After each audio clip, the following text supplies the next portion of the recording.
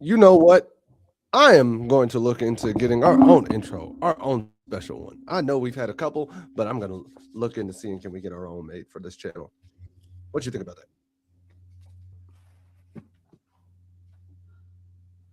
This guy here never gives me anything. You know what? It is what it is. Ladies and gentlemen, boys and girls, children of all ages, and the occasional duck.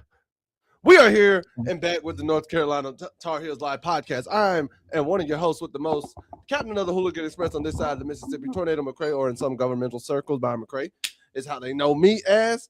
And that gentleman over there is my co-host.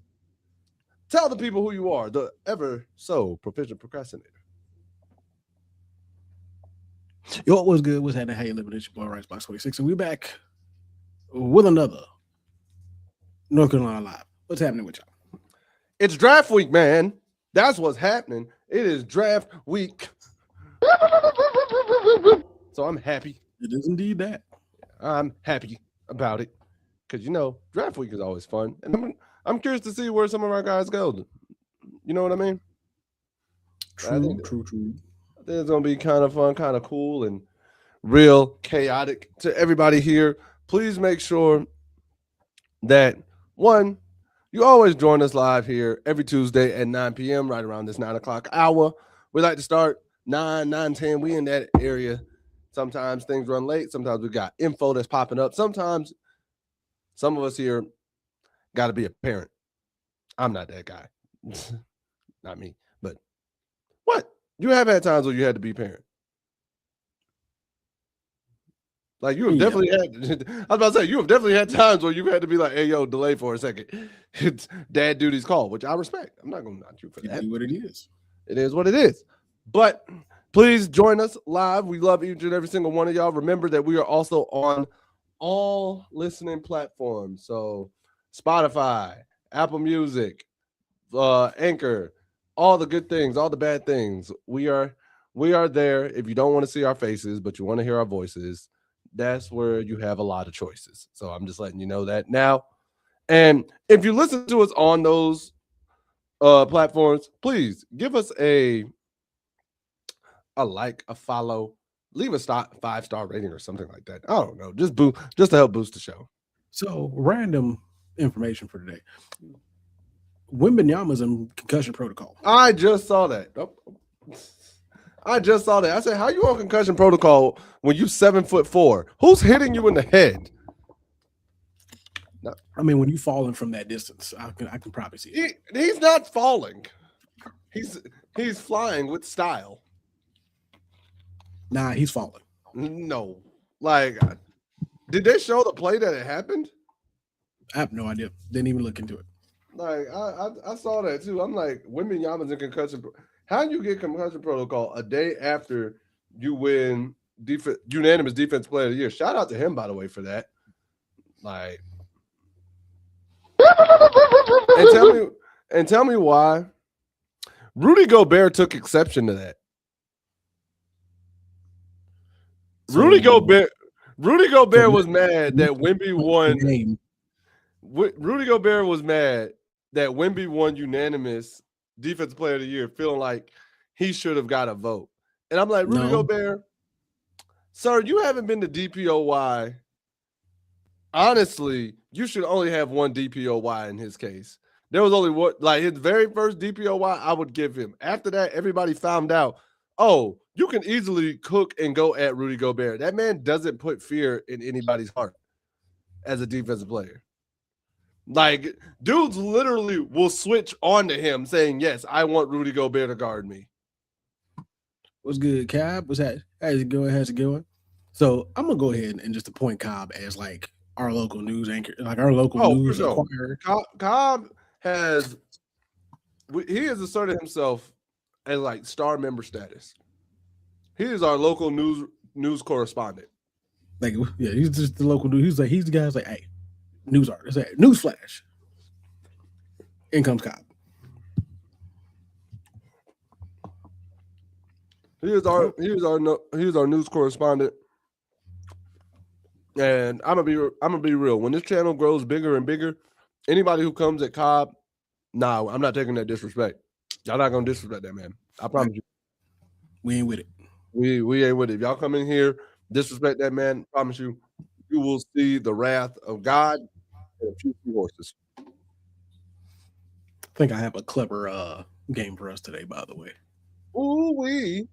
Also, there are a couple comments from that we've gotten on some of our videos that have been posted that I want to read you. I want to read you and show you. Like one of them came from the video about the lawsuit, Mm-hmm. and it came from Gareth Knox. It says, it's like the lawsuit for Bill. He's like, reminds me of a contractor I observed. He smashed his finger holding a ladder, but claimed he fell off the ladder because of an unsafe working environment.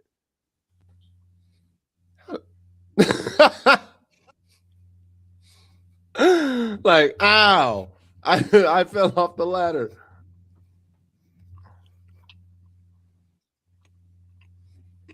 You know, it's funny. We talked about that case too. Right. I'm actually replying to that. He was like, bro, he smashed it. Like, I'm guessing he's saying he observed a contractor who tried to do that to him. And then Quan definitely asked, he thought Newkirk had redshirted last year. Which is technically true because he did play less than 4 games. Yeah. So nothing but distractions. Nothing but distractions. Our local news correspondent says it's nothing but distractions. I'm sorry. That's what it sound like to me. You know what? Cobb, one day you just got to get a camera and come on here, and we're going to treat you like Ali with the weather forecast. Here's Cobb with the weekly news forecast. What's going on, Cobb? We got a transfer. The trash. The trash. Gone. Thank you, Cobb. And then there's another one that said, let them guys kick rocks. They ain't built for Malone system. Right. And then which none of us disagreed. Like if they want to go. Right, they want to go. And then Ron Odell said, Malone will be fine. Give him some time, folks. Jesus. Count Caleb, we've lost 7 or 8 players, including Luka. It's going to take time. Be patient. Nobody's against like saying that he's got to win right now. If he wins immediately, awesome. If he wins, great. Awesome. Like I would not be against it. Yeah, but we're not going to fully kind of sit here and act like just because he's where he is, the pressure's not on for him to win now, because it is. Like, the pressure is UNC. It is what it is.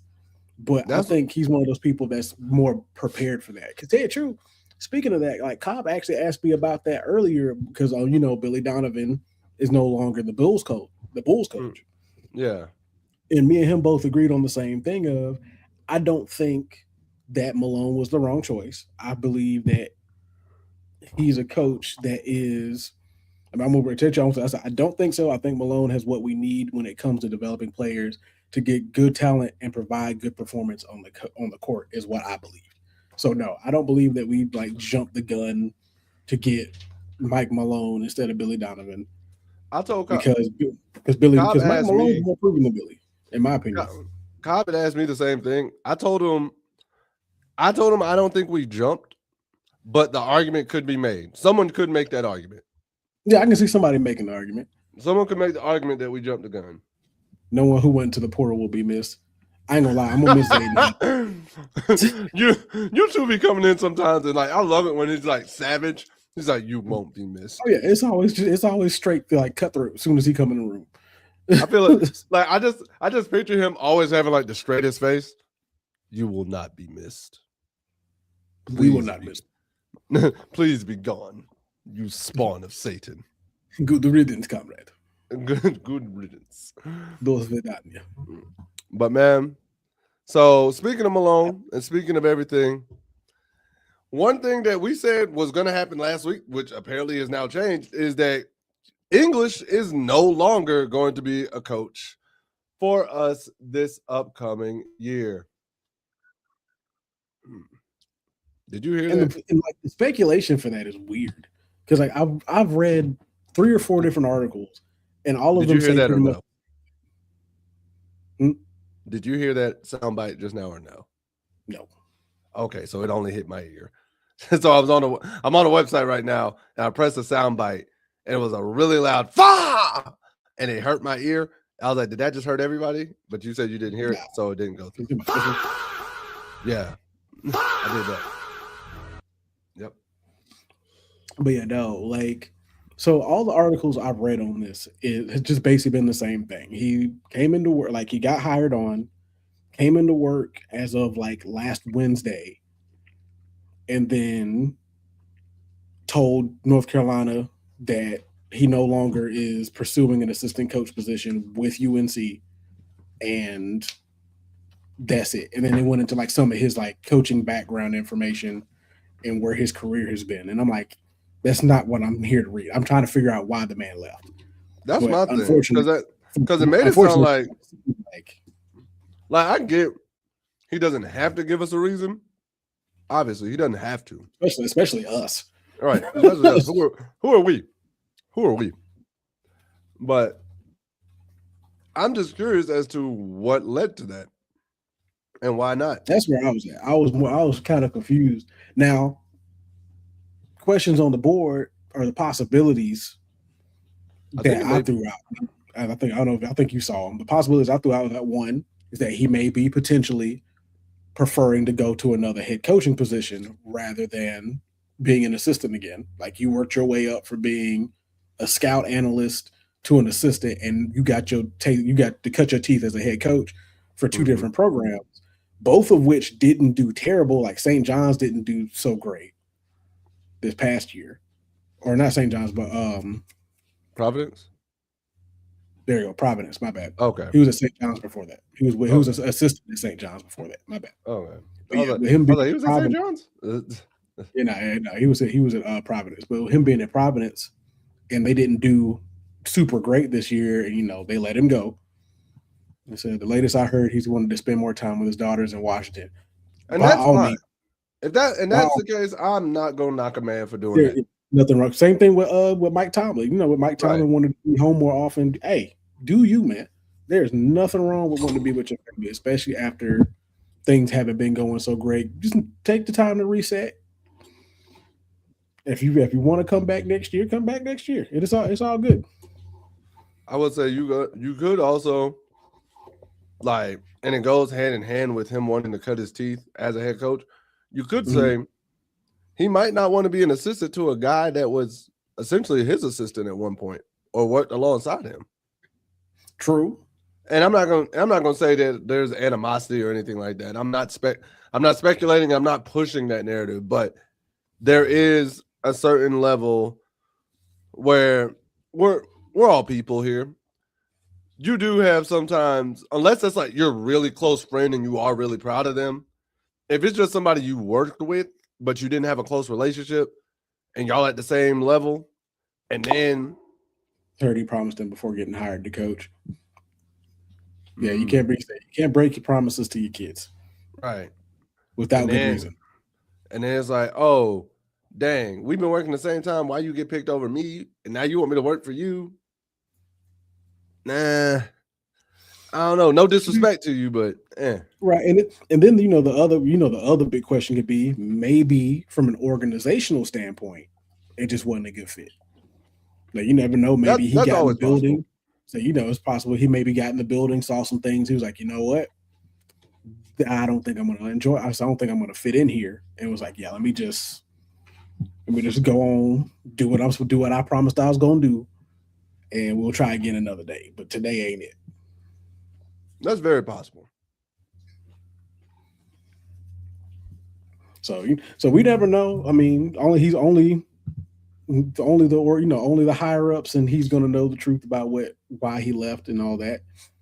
Hope whatever he decides to do turns fruitful. How old are his And he just daughters?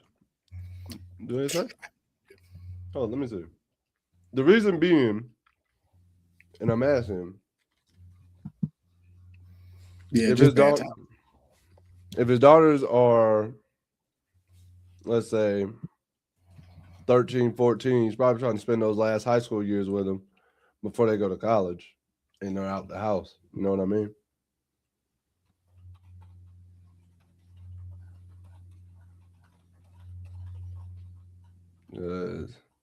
Yeah, it doesn't state. So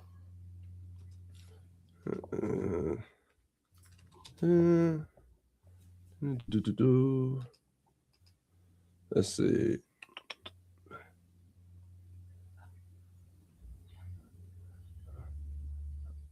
All right.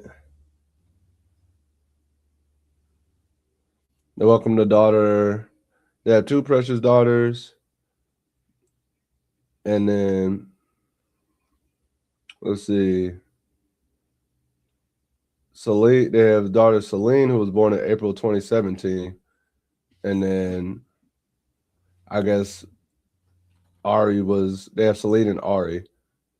They don't say when Ari was born, so minimum 2017. So they're about, at least Celine is about to be 10 next year. Celine's about to be 10 next year, 2017. So yeah, no, it's just one of those things. Like, okay, they probably were talking about how like he's not home a lot, or they only see him maybe a couple of days a week at best, or something like that. Yeah. So he's going to take some time with his daughters, I guess. That's what I say. Yeah, because it was good. Decent little buyout for him. So, and if he's been coaching and probably being on the road, especially like during his wife's pregnancy, and then obviously baby years, toddler years, like early child, like God forbid he ended up missing like her very first day of school because of a game or something. Yeah, but I'm saying they were all the traveling around with the team, doing all the traveling around for recruiting, going to a school like North Carolina. Yeah, that's going to probably increase. So I can see, you know what? I'm more believable in the just bad timing. Yeah, it's just bad timing. I need to spend more time with my family right now. Yeah, there ain't nothing wrong with it. I said, I hope he has a great time hanging out with his family, all of that. I hope everything goes great for him. I hope he got a great time, and I hope he keeps getting a paycheck from somewhere. Right. I hope he keeps getting offers, all that. Because I think he's earned that. I think he's earned at least getting offers and getting hired on somewhere. He'll probably do an analyst job, something that in DC. You never know. He might do a high school job. Might do like a local high school or something. I think if he does local analyst, it'd be easier. No. HD. No. Absolutely not. What are you doing? God, you are our news correspondent. But wait. No, ain't no way. I'll give him scout. I'll give him scout. I'll give him scout. No. No, I'm not. I'm not. Absolutely not. Just hear me out. I refuse. No. Just hear me out. La la la la la la la la la la la la la la la. Just hear me out. I'm not doing. No. Ain't even in the headphones at all.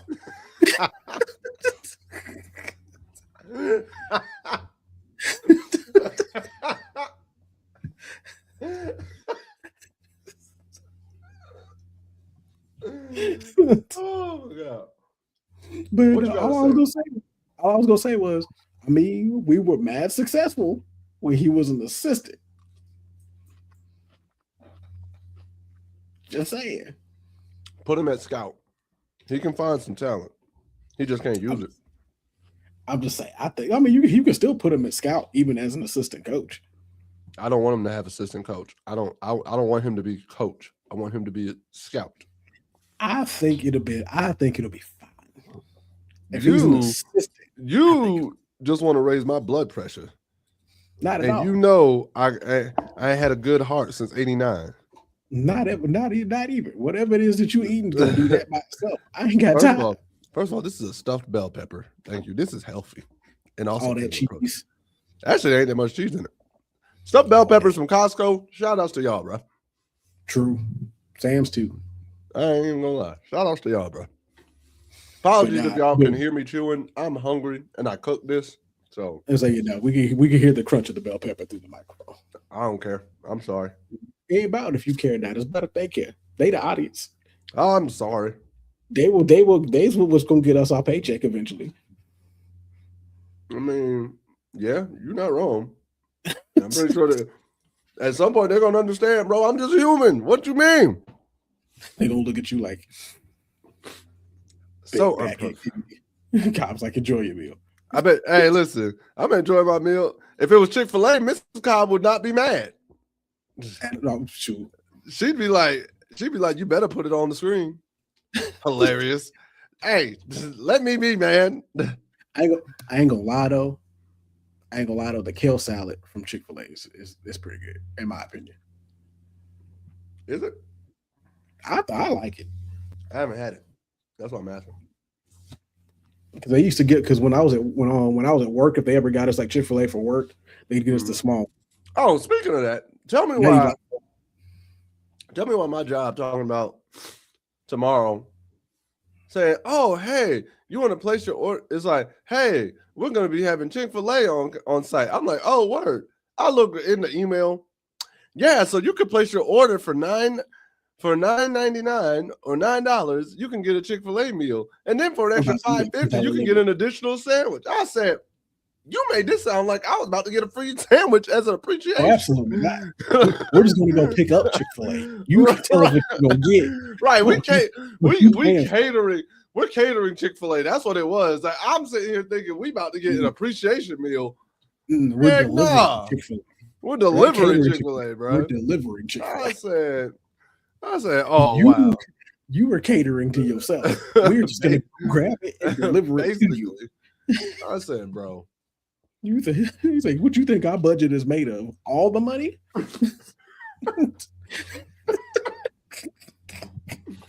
Yes. It's like, absolutely. Careful now. Forget you, man. Listen, I'm worried about you. Listen. That pepper almost struck back. Hey, listen, death on camera would be crazy.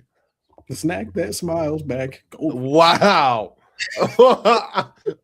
Wow, sir. The snack that chokes back. Bell the snack that bites back. Bell peppers. That'd be a horrible slogan. Bell pepper. Sales in bell peppers would drop exponentially. Tell you the truth, I don't think they would. I think they would spike for a good 3 months. You think they would spike? They would spike for about a good 3 months. and that's what people, and then after about 3 months, enough TikTok videos when it came out of people a lot talk about this is some old bullshit. These things don't bite back at all. These are just bell peppers. Oh, wow. And then they would drop exponentially. So just forget my death. My death leads to bell peppers having an increase in sales. Is that what you're saying? For 3 months. Wow. Because nobody would have believed that a bell pepper could do what it did. Wow. And then somebody's going to debunk it, and it's going to become a trend for 3 months. Was it going to be on Mythbusters? It's going to become another cinnamon challenge. Oh God. I remember that. I remember that people listen, the amount of people that challenge almost took out on its own was wild. That was one of those. Every time I saw it, I just looked at it. I was like, it seems simple. And I don't get why y'all are choking, but my gut of guts was like, something's telling me, you know what? Don't try this because there's something up here that nobody's saying. Because I looked at it, I was like, what did y'all expect? A tablespoon of dry spicy powder was going to do to your mouth and your throat. Sweet spicy powder. Like it's as if you ever had any powder and put liquid on it and watched it clump up immediately. What did you think the cinnamon was going to do? My thing is dissolve? No. My thing is it ain't no better than trying to eat a Popeyes biscuit with no drink. It's exactly like eating a Popeyes biscuit. Listen, you eat a Popeyes biscuit with no drink, bro. Just go ahead and call an ambulance and tell them there's a self-harm incident on the way. The only difference is, at least with the Popeyes biscuit, if you use the Heimlich, that might come back. Maybe. That cinnamon is coating everything. Like it is literally all. Like if it comes back up, it is cinnamon. It is cinnamon spit. It is terrible. You are sitting there, cinnamon dragon. It's bad. You are now a cinnamon dragon. Terrible. Never in my life. Let's get off food before these people be like, "Yo, I thought we were talking about football and whatnot." We will eventually. Y'all know how this podcast goes. It derails like all the time. There is no structure. Only There's no structure. We have a docket. We follow it loosely, but we have it. We follow it for the most part. Yeah, like I said, we follow it loosely, but we follow it 60 to 80% of the time.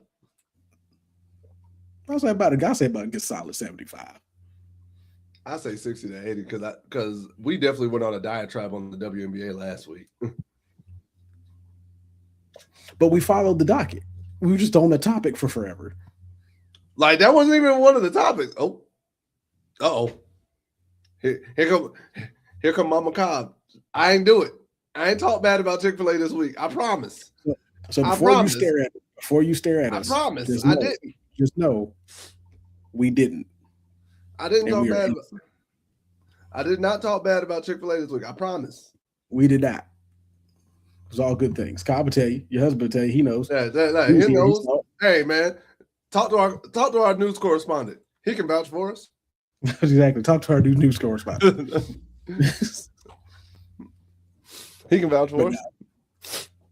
So, speaking of people vouching, right? Apparently, Anton Jameson was vouching for Malone. Oh yeah, bro. So I looked into this, and I thought it was kind of crazy because I'll be truthful.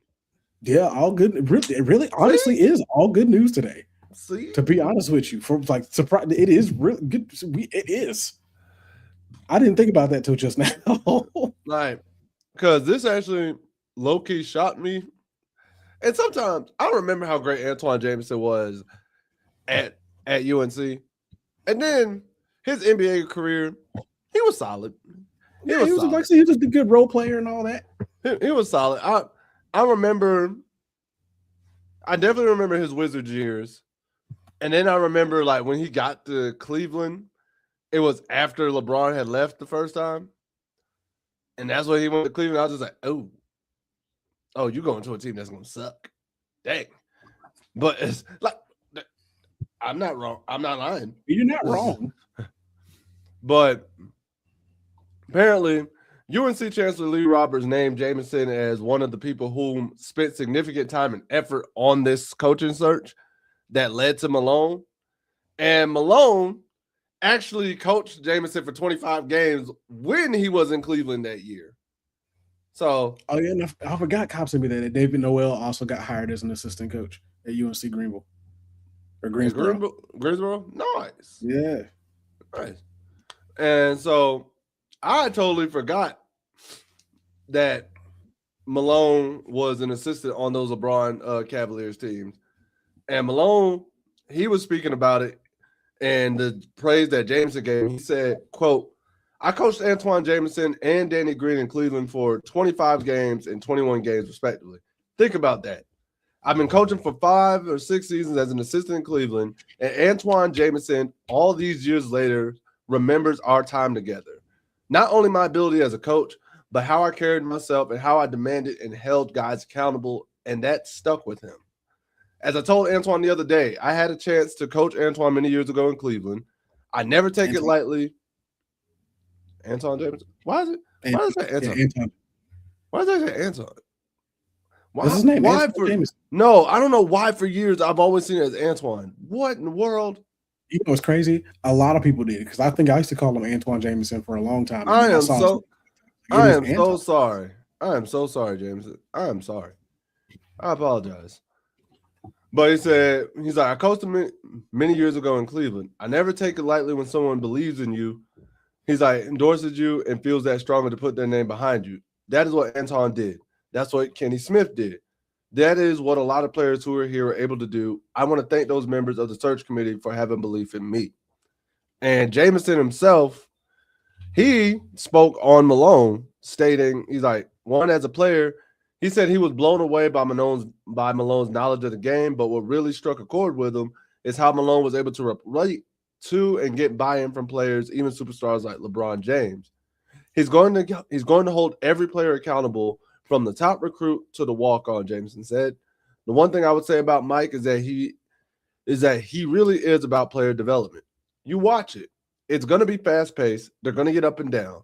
This is going to be a system where recruits, players who are transferring want to come in because you can really showcase your talents and a winning formula as well. So I we don't all disagree know, with you. in this business, a good cosign goes a long way. Oh yeah. Like for example, if I'm just putting this plug out here, if Matt Barnes and Steven Jackson just happen to see this podcast and give us a good cosign, if Kenny the Jet Smith just happens to see this podcast and give us a good cosign, I guarantee this channel's subscriber count might just go up a bit. Caleb Wilson just happens to say, if Caleb Wilson just happens to say, hey, yo, I like this podcast. I want to go here. Blame it on the TV analysts because they said Antoine. A lot of them said Antoine. Okay, I'm going to say that because I thought it was Antoine for the longest. I apologize, Antoine. Because like I said, I heard Antoine for the longest time until I saw it spelled out. And I'm like, oh, it's Anton Jameson. I apologize. Gotcha. I apologize because I definitely heard Antoine for the longest. Oh, don't feel bad because like I said, I was just reminded it was Anton today myself, so don't feel bad. But yeah, a good cosign goes a long way. When you have that many legends at UNC co-signing on a coach, like I don't know if Billy Donovan would have got that cosign. I don't think so either. And the other thing is because you got to remember, even with the Belichick hire, because Belichick got the Jordan cosign on that, didn't he? I think he got cosign. He was calling him Antoine till today too. Mm. So yeah, because I think even Belichick got a couple of cosigns going into this. He got the cosign from LT. That's where we got it from. LT got that cosign. But yeah, like especially in basketball, like when you have proven players from your organization that say they have worked with a particular individual, especially players from like North Carolina, like Anton Jameson, like Michael Jordan, like Danny Green, like Tyler Hansbrough. If you have guys that come in and say, hey, I believe you should hire this guy here because blank, blank, blank, and blank, they're good. That word's going to hold a whole lot of weight because one, you're a proven legend. True. You're a proven player. You're a guy that's in the history books for the university, and they know because of how high you performed. Mm-hmm. They understand that, okay, if you believe as a high performing player or as a person that worked and held yourself to a certain standard for so long, think that this individual meets your standard or exceeds those standards, okay, maybe we should definitely consider looking into it a little deeper. It's basically a letter of recommendation. The same thing it's letter. It's a letter of recommendation because think about it, we've all asked for references for a job, for a position, for an interview. And you like, if I were to apply for CVS right now, you would be my top reference for a letter of recommendation for CVS.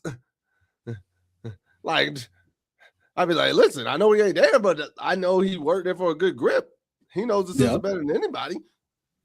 Like, I work with him, know his effort. And so I do like the fact that they got somebody that a lot of former players who have so much investment into seeing the success of the program that they were like, hey, yo, going in the direction that it's going now, you're going to need this guy. Going in the way that basketball landscape's changing and the standard we want to be held at, you need to go after this recruit. And some people might be like, well, the analytics say this new guy coming. Bump the analytics. We telling you as players who've been in this position, who've worn this jersey, what we want. Because I remember when Malone got hired, Hansbrough almost jumped through the roof in excitement about it. Because it's a good move. It's a good move. It's a good move there. It's a good move there. So honestly, I'm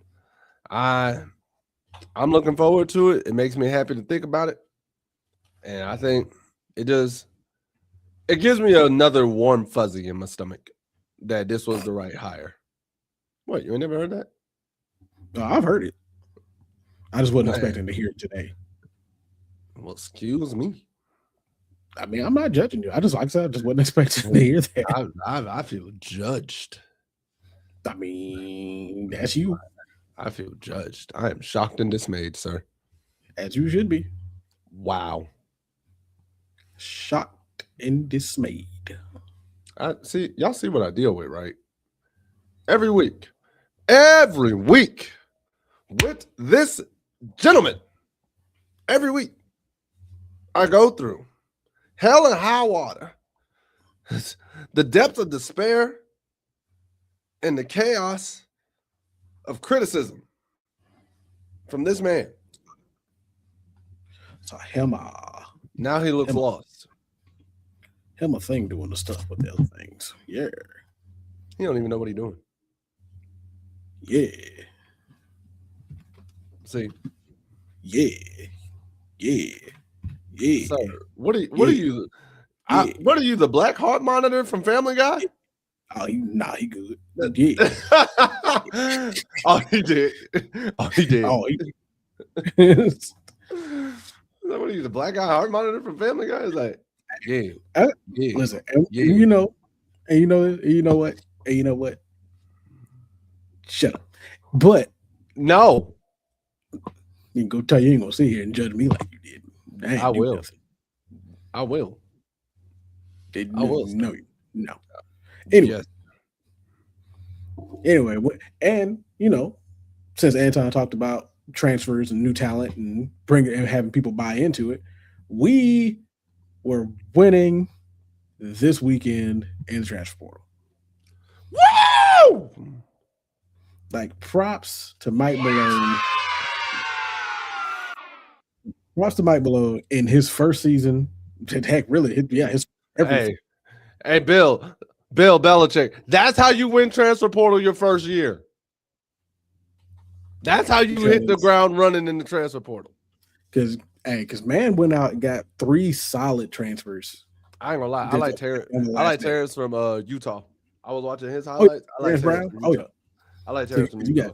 Because you got Terrence Brown coming in from Utah, 6'3" guard, averaging 19.9 points per game, 3.8 assists, 2.5 rebounds, shooting at 43 or 45% from the field, 32% or 33% from 3-point, and 77.5% from free throw on 204 attempts. Scored 25 points 9 times this past season, or 25 plus 9 times this half season. Also got an all Big 12 honorable mention. Was the number 8 combo guard and the number 38 overall transfer per 24/7 Sports. Another big transfer we had coming in, Matt Abel transferred in from North Carolina State. Another guard, 6'5". Woo! Number 44 overall transfer per 24/7. Average 8.8 points per game, 3.4 rebounds per game, shooting at 42% from the field goal percent and 35.5 from 3-point. And then last but not least, also had to get a big man coming in with Maxim Logue from FAU. Florida Atlantic. Center/forward. Sitting at 6'9".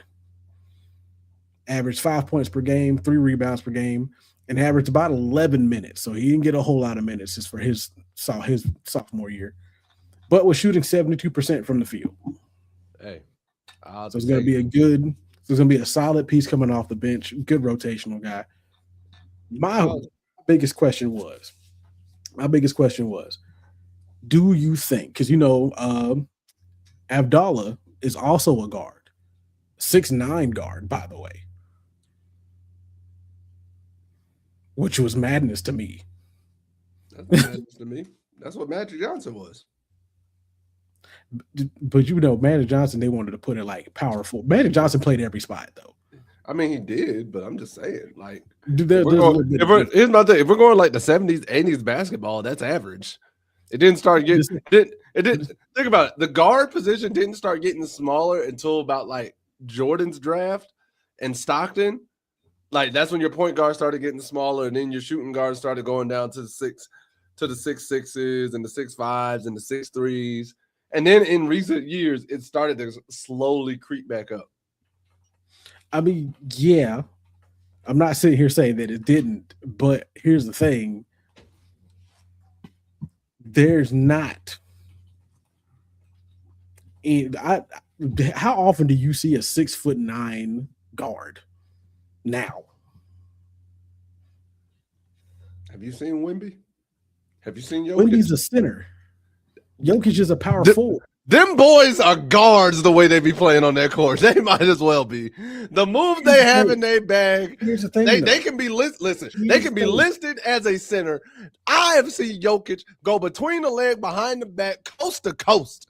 I have seen Wemby, Hebsy, heem, step back, three, cash out. Them boys are guards. They're just long. Pause. I'm talking about a 6'9" individual listed legitimately as a guard. Kevin Durant. Kevin Durant's a small forward. Kevin Durant. Kevin Durant's a small forward. Paul George. Small forward. James Harden. James Harden's not 6'9". With the beard, he is. No, he's definitely not 6'9" with the beard. Put the beard on his head. 6'9". What's Jaylen Brown? 6'7"? No, Jaylen Brown's like 6'5", maybe 6'4", 6'6". And speaking of so which, almost. And speaking of which, the Celtics got smacked by almost 20. Good for them. After being up at halftime and up 3 at the Even end of the third. Even better. I hope Webb's watching this. And you want to know what's even crazier? They lost by that. Bro, the only people that scored in double digits for Celtics were Jaylen Brown and Jason Tatum. Yeah, that sounds about right. Jaylen Brown put up 36. Tatum put up 19. The next highest was Vucevic off the bench with 9. Of their starters, Derek White had 8, Quetta had 8, and Hauser had 6. Yeah, that sounds about right. Whereas, that sounds like how that team should have been operating over the last 3 seasons, but somehow weren't. And then not only that, flipping Paul George put 19, Oubre put up 12, Tyrese Maxey 29, and then Edgecombe put up 30 for the Sixers. I'm gonna go ahead and say this. Kelly Oubre has been mad underrated the last several seasons. I'll say his best year was the years he was in Phoenix. His Phoenix years, that boy was nice. I feel like Oubre has definitely been like underappreciated. My thing is this. I ain't even going front. If you're the 76ers and you make it to the Eastern Conference Finals or the NBA Finals without Joel Embiid, do you just trade him this offseason? Because he's not playing. They should have traded him last season. I mean, yeah, but I'm just saying. Do you just trade him this? Do you just go ahead and get another big man for Maxey? Yes. And just say bump it. Yes, you like to be at this point, and really, I felt like this for the last 2 seasons. I really feel, especially since Tyrese Maxey is starting to come into his own, I really feel like the 76ers play better without Joel Embiid at this point. Yeah, because at this point, I feel like they perform so. At this point, they don't know what it is to play with that man consistently.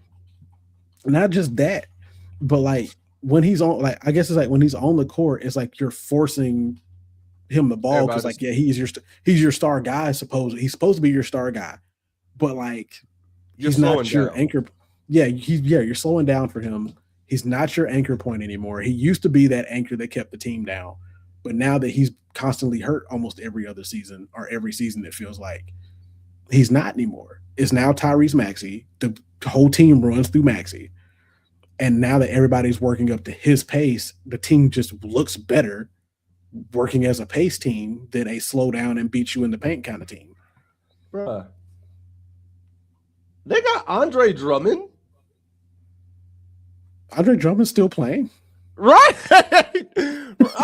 Here's the bad part. The man put up 10 and 8. Yeah, see, just let it be good. If Andre Drummond's putting up 10 and 8 off, like, yeah, just it's all right. Go ahead, let him go. Open up some cap space. Open up some cap space. Find you some new talent. I did not know Andre Drummond was currently on the 76ers. And then not only that, he went perfect from the field, Joel. He went 4 for 4. And hit a 3. Yeah, let Joel Embiid walk. Let that man see greener pastures. It's all right. Hold up. Andre Drummond went 1 for 1 from 3-point range. Y'all let Andre Drummond score threes. All right, bro. Yeah, just let him walk. At this point, Andre Drummond is doing everything that Embiid would have done for you. It's all right. Let him go. Ship him on out. Without any of the pressure. Oh, without any of the pressure. Send him on out. Oh, I am so tickled. I did not know about this. Tell that man, go ahead, pack his bags. That man gave him 10 points, 8 rebounds, 2 assists. Yep. Yeah. Just let him be. Just let him go. Just go ahead and put Andre Drummond in the game. Extend Andre. Andre. Heck, not even find another Andre. Find 2 Andres. Put 2 Andres on the team, and just rotate them in with the real Andre. Just rotate them in. Holy cow! Since we're still on basketball. Holy cow, boy! 5 Tar Heels have been named to the women's basketball All-ACC academic team. Shout out to the ladies. Give credit to them, man. We got Layla Hall, Rania Kelly, Sophia Perez, Deonta Thomas, and May, all early recognition for the All-ACC academic team. And for those of you who are curious, the All-ACC academic teams are comprised of undergrad students who have been enrolled at the institution for at least 1 academic year, earned a cumulative 3.0 GPA, including the 3.0 in the most 2 recent semesters, and competed in at least 50% of the team's contests. Kelly, this is her 3rd straight season on All-ACC academic with Hall, Thomas, and Samay on their 2nd selection. So not only did they earn these honors, they consistently earn these honors. So shout out to the ladies, man. Now, fellas, did any of y'all make all academic? Nani? Like I got 5 ladies over here. Got hoop skills, went further than y'all, and they on the all academic team. Where y'all at? Because they outdoing y'all in everything, which I'm not surprised. Because when it comes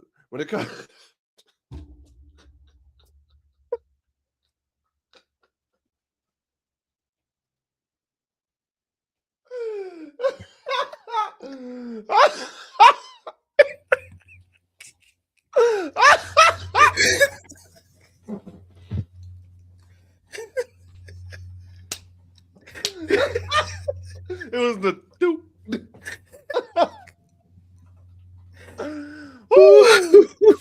Oh man. But fellas, where y'all at? Y'all can't be leaving the ladies hanging like this. Y'all got to be out here being all academic ACC too, bro. Like, what's up? What's up, man? Like, be good on the court and in the classroom, bro, because it keeps all your options open. Like, truth be told, I know sometimes it seems like the players who make it to the league and whatnot are the ones who didn't care about class. But being smart in the classroom, or even just handling your business in the classroom, you ain't got to love the subject. Now, it ain't got to be your passion. But handling your business in the classroom and make sure you're not in academic trouble, like you're not in struggle and whatnot, it always keeps your options open for other things. Because there will come a time and there will come a day where we're no longer playing these sports. There is just going to happen. Like, even LeBron James will eventually have to retire. And LeBron's going to sit there on my watch. and think about this. Not on my watch. But here, think about this though. I know LeBron has a lot of endeavors, and luckily he's blessed and has a lot of other avenues he can go to. But when it's all said and done, LeBron will be a 43-year-old basketball star with only a high school diploma. True. Like, That is true. Like, think about that. Like, outside of the sports realm, what will LeBron honestly be qualified to do?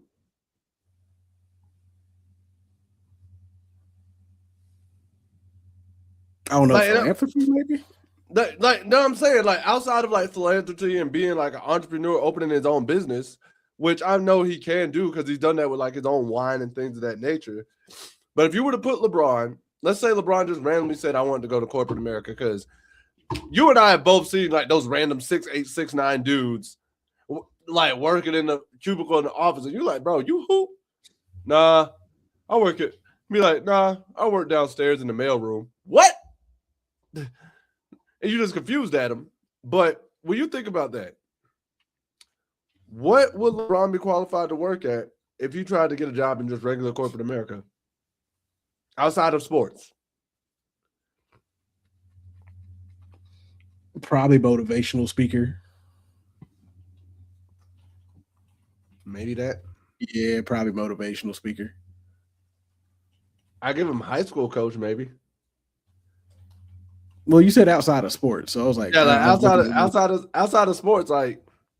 So I say that to say, don't be afraid of the education. It helps keep your doors open, man. Even if you do like trade school or something like that, just put all your energy into your love, but always, hey, I don't think there's nothing wrong with it. Now, some people will say, because I think D-Wade was talking about it recently, where he was like, all his focus was basketball. There was nothing else for him. Like, that was what he never really thought about a plan B, which is one way to look at life. And I give you that. And when you love something, go balls to the wall to it. But don't brush off something that could also supplement you or help you along the way. You know what I mean? But I might just be yapping. Who knows? Nah, that's pretty legit though. It's just like a perspective thing. When you think about it, it's like, I know we always say like, man, what was I doing at like this superstar's age in the NFL or NBA? But then when you put it in perspective of a guy like LeBron James, it's like, man, he doesn't have his degree. I am technically more qualified than him in corporate America. Because I think Steph Curry didn't get his degree from Davidson until, I want to say, like right around when he won his second league MVP or third league him, somewhere around there, like late. It was like late 2010s, I want to say. It was something like that. Yeah, it was something like that. It's just, because heck, remember, even Larry Fitzgerald went back to get his degree. Right. Because he left Pittsburgh early. Mm-hmm. I mean, yeah, and like he said himself, like his mama used to tell him, like, once football and all that is done with, what else you got? What else do you got? And some people, they ain't gonna care about what you did in college. They ain't gonna care about what you did in high school. They ain't gonna care about the 6-7 years you did as a pro or even overseas. They're gonna be like, you went. Like, think about some of the kids who went straight out of high school but flamed out. Like, for example, Jamarcus Russell, right? We talked so much joke about Jamarcus Russell. Did Jamarcus Russell get his degree after LSU? Because if he didn't, he in a whole bad spot right now. He was in a whole bad spot. And the bad thing is, like, they got an interview with him on the Raw Room too. So I could probably watch it and find out. I have no idea. Right. But it's just, I'm just saying perspective, man. That's all I'm saying to the kids. if any kids watching. I'm probably just yapping. So, so and now kind of switching gears a little bit, going into football, since now we got draft coming up in 2 days. And spring Starts on training Thursday. and spring practice has been Training going. been going on. Yeah, especially spring training been going on. One of the biggest questions we've had going on is, what is the offense going to look like? We saw how bad it was last year. What is it going to look like? And Bobby Petrino kind of goes out and speaks a little bit to that, because he understands what it looked like last year. He also understands what kind of work it's going to take to get this back to where it should be. And he goes on talking about that he's done a great job setting up of the practice plan and making sure that we get all the different types of tempo within the practice. There are times we're going no huddle and going fast. Sometimes we're in the huddle, breaking the huddle, 2-minute drill. So there are all kinds of different things that we're experiencing in situational football that we've been able to do this spring, probably more than I've done at other practices. Because they asked him how he's felt about being there. He said he's had a great time since he's been there. It's certainly something that he was looking forward to, and to have the ability to come here and coach for Belichick is a big opportunity for him. Mm-hmm. And I got something to go along with that too. Just talking about the challenge that he wants, with coaching at UNC, and it's right here where he speaks about it. And this has just always been a way of life. Can y'all hear it? For me, and I feel like I'm in really good shape. I feel excited about it. I'm excited about the challenge, and new places and new young men to work with. And I love going out there and practicing every day. And the quickest time of the day is in the meeting room with the players and on the practice field. The clock ticks and goes fast. So I think as long as that keeps happening, and certainly has, that I can do this for a long time. This is just always. So I think. Is there any truth that Chris Paul came out of retirement to play with the Lakers? I haven't seen him. Obviously, I haven't seen him. Honestly, I've heard nothing. They wouldn't allow him to either, because he's still signed with the Clippers. No, he's way with the Clippers, but because they've started the playoffs now, they ain't allowing you to add nobody like that. They have started. The only reason they did that was because of that COVID year. That was the only time they did that. Because I think what they were doing was, now the only people that you can add are your G Leaguers. Are your G Leaguers now? Yeah. Or people, I think it was or people that you just recently waived. Right. So they had to already have been on the team just recently for you to be able to pick them back up or be on your G League squad. So yeah, they're not really letting you add any outside players. And speaking of G Leaguer, shout out to Brian the other day playing in his first ever playoff game with his pops. He's actually on the Lakers playoff squad. So yeah, that is a moment. And I'm gonna say this too. I'm gonna say this too, because I know many of us have talked about it, especially when it comes to Bronny and things like that. We've had this conversation with Gary a bunch. Bronny balled out in the G League this year. I did see that he balled out in the G League a lot this year. Kudos to him. I think that was really great for him, and I'm happy to see that he balled out. And I think when he came back and what I saw him play, with the playoffs, so obviously that's enticing and a bigger moment. So obviously you're going to still be a little bit nervous, but he looked a little bit more comfortable. Still was getting targeted and somewhat exposed because there's still some flaws in his game. I mean, he's still young in the game. He's still young in the game, but I'm happy that they put him in the G League for most of this year to really let him get his reps, get that work in and whatnot. Now, why isn't Mac McClung on a team? I don't know. Because Mac McClung was putting up 60 pieces. Yeah, I don't know. Y'all just hating on Mac McClung at this point. I'm about to say Matt McClung's a gimmick player now. The bad part is he's not though. I hate it for that's what they relegated him to. I hate it for him because he doesn't deserve to be one. That's what they relegated him to. Hey Mac, come here to Indiana. Come to Indiana and go alongside TJ McConnell. I'd love it. I'd love it. Because like all they do with Matt McClung now is they bring him back. They sign him to a team so that way he can go to the dunk contest, defend himself in the dunk contest, and then next thing you know, he's waived the following day or a couple of days later, and back in G League doing whatever he's doing. He don't even do the dunk contest because he didn't do it this year. Yeah, he didn't even do the dunk contest this past year. Right. I think he ended up holding like his own thing. And bro, the thing that he did with the other people, or he showed one of the dunks he would have done. Yeah, bro, that joint, I was like, he easily would have won again. And the reason why they didn't bring him back this year is because so many people complained about the fact a G League player was invited to the dunk contest. It's like, bro, the dunk contest has been boring. Let's call it for what it is. You're mad at a G League player who wants to participate. Be mad at the rest of the league NBA stars who don't. And then not only that, be mad that the NBA players that they do get to participate aren't even really known for dunking like that. At all. And you know what they should do? They should take the guys from Shaq's dunk contest show. Oh yeah. And just let them put it on. Nah, do a teams thing. I don't like the teams thing personally. Because remember a few years ago, it was in the mid 2010s when they did the teams thing because it was Paul.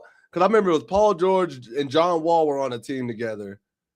Like they did a dunk, like because they did teams. It was like 3 different teams. I remember Paul George and John Wall were on the same team for that, and they won that dunk contest. The team thing that you're doing is literally set up like this: the guys that you vote from the NBA to do the dunk contest. It is NBA versus Shaq's. Shaq dunkers versus NBA dunkers. So what they do, 1v1 each one. So basically like one round, one Shaq dunker, one NBA dunker, and they see who wins that round. Essentially, something like that. So you got each dunker. Let's say you got a team of 4 dunkers apiece. Each dunker gets 2 dunks. It's 2 rounds. Each dunker gets 2 dunks. Whoever has the highest amount of points between the 2 sets of teams by the end of 2 rounds wins the dunk contest. I can see that. I can see that. I just because now you got NBA players having to prove that I'm a better dunker than a random guy off the street. Yeah, and some of them don't want that because it's the same reason why. The dude that tore both his ACL, tore both the tours of tennis, killing out there. I bet he's killing. Here's the thing. It's the same reason why they don't want to do a one-on-one tournament like the way the WNBA did this year in their unrivaled league. They don't want the ego hurt. They don't want the ego hurt. Like, I love the fact that the unrivaled women's league, that they just straight up did a 1v1 tournament. The only thing I would change about that tournament is they limited to 3 dribbles. That's the only thing. They were letting them do unlimited dribbles. I was like, nah, keep it at 3 dribbles. Y'all got it perfect. Y'all got it perfect. 3 dribbles, that's it. Like, do it that way. They got it perfect. But nobody, and the ladies were getting it, boy. I mean, they were cooking. I don't doubt it. But back to the topic at hand here, because we got off again. Told you this thing derails. So with a league full of 3-point shooters, who's the dunker? Nobody. I mean, Matt McClung is the dunker. I mean, and the one time you did have a dunker before, you robbed him of a championship twice. You got Ja, you got Zion still. I've seen Wemby get up there on some crazy dunks, but Wemby's tall, so it ain't gonna help him. Castle's one. Oh, Miles Bridges. Miles Bridges would be a good one. Miles Bridges would be a good one. Flipping Obi Toppin. Toppin would be a good one. And the bad thing is, and even in Ja's defense, we've been wanting Ja in the dunk contest for years. Him and Zion. They never put them in it. Like, I'm like, both of y'all need to be in it. And Ja wants to compete. Well, I'm like, both of y'all need to be in it. Ja has said it out loud. He wants to be in the contest, but they never vote him in it. Anthony Edwards would be a good one.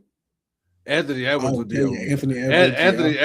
a good one. DJ Johnson and Dwight Howard, a team. Dude. Ooh. Sir. I'm just saying, like Anthony Edwards would be a really good one. If I wanted a star to do it, if I wanted a star in the league right now, If I wanted a star in the league to do it, I would love to see Anthony Edwards versus John Morant. oh yeah, Anthony Edwards versus John Morant, and let them do all the talking they want, like all the trash talking they want to each other. Say y'all can say whatever you want. Go off. Just go off. Just go off and show me. Put on a show. Because heck, at one point, watch it even be a collaborative effort for like a round. Oh yeah, you already know. That would be crazy to see. I would love that. So going with Petrino's thing, he said even with the practice rhythm he's made with Belichick and the Petrino relationship work, he even listens to Belichick talking about the defense, so that way it can help him understand how defenses are taught and what they may attempt to do to take like the answer against his offenses. So EJ Johnson is magic, son. This guy here. Sir, you about to lose your news correspondence. You about to lose your media. What he said on the 520 podcast. He said Magic Son hoop, just not like that, just not on the court. Hey, but you know who's another one that. Hey, I was like, I'm sorry. No, you're not. Shut up. Hey, I got one. We can pull one person from college right now. I know exactly who we pull. Buddy from yeah, yeah. Tell him to come out there right now, boy. But I said, Petrino even goes to talk about saying it's fun to work for a head coach that knows all three phases and has input on all three phases. When he's talking about defense, I'm intent on listening and see what I can learn. Input. And apparently Petrino and Belichick have had a professional relationship for years, because apparently Belichick would call Petrino like once or twice a year, asking about players in the conference. So he's always been pretty impressed with it. So the way the offense is going to work out, it's starting off with him basically establishing a foundation with the team and with the system first, and then expanding from that system. You know what it sounds like to me? He threw a playbook at the quarterback's head. This is my system. Run it. So emphasize that chunk plays can come from multiple sources as part of the pass game, not just downfield shots. He pointed to roster skill players as a reason for optimism, even as he acknowledged how much development must happen between now and the opener. So I feel like we've always been a very good explosive team.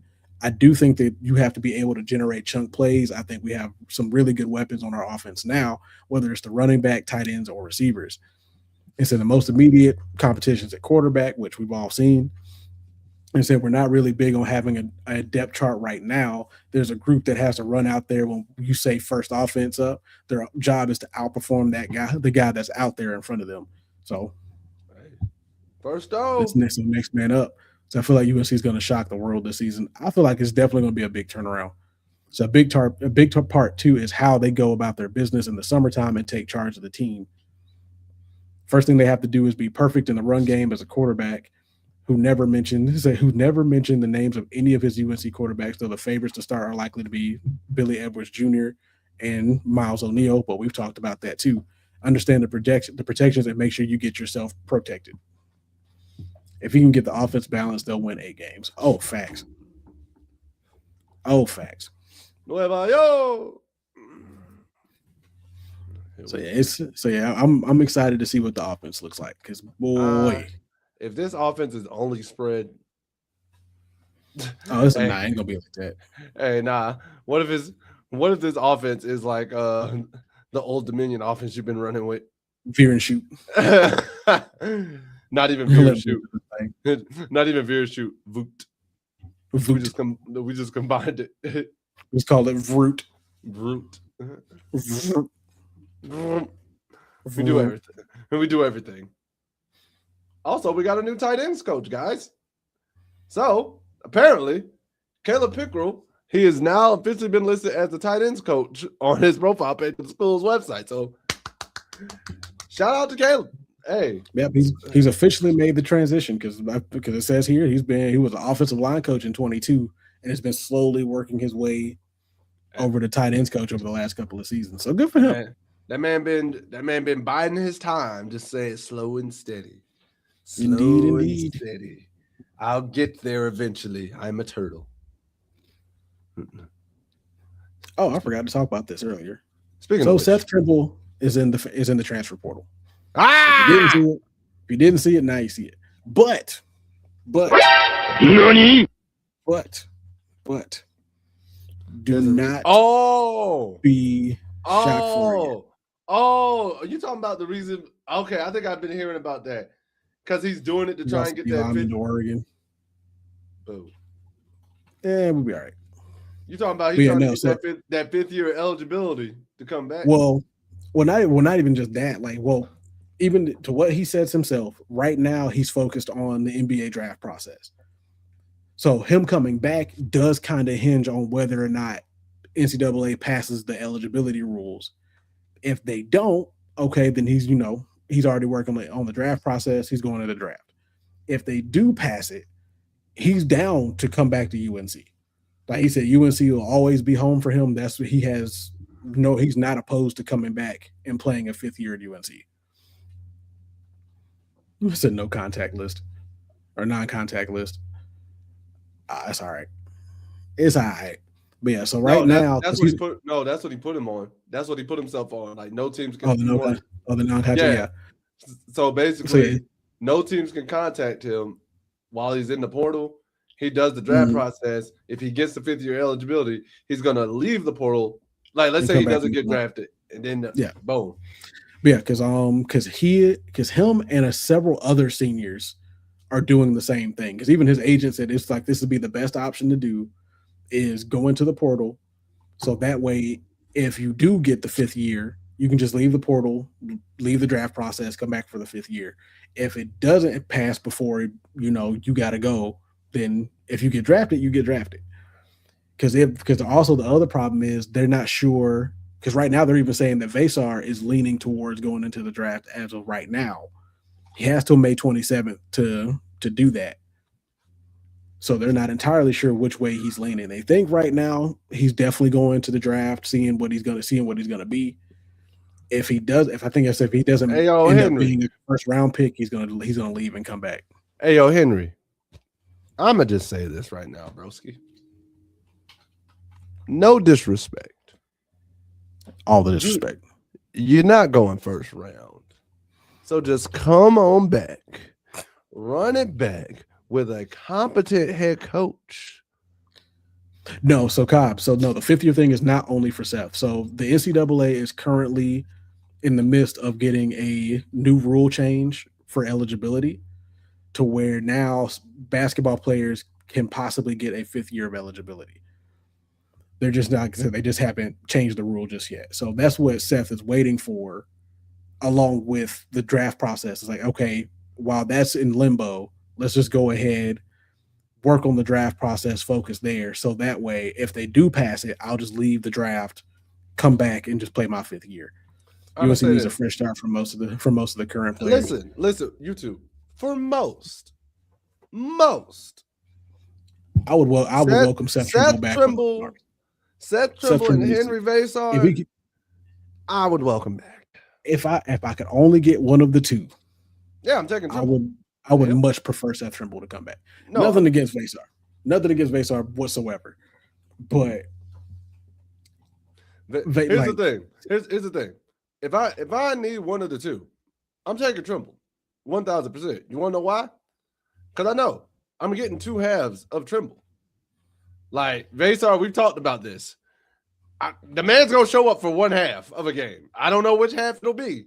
And listen, when he shows up, he shows out. When he show up, he show out. The problem is I just can't get there for both halves most games. I wouldn't want either time to move on. You, sir.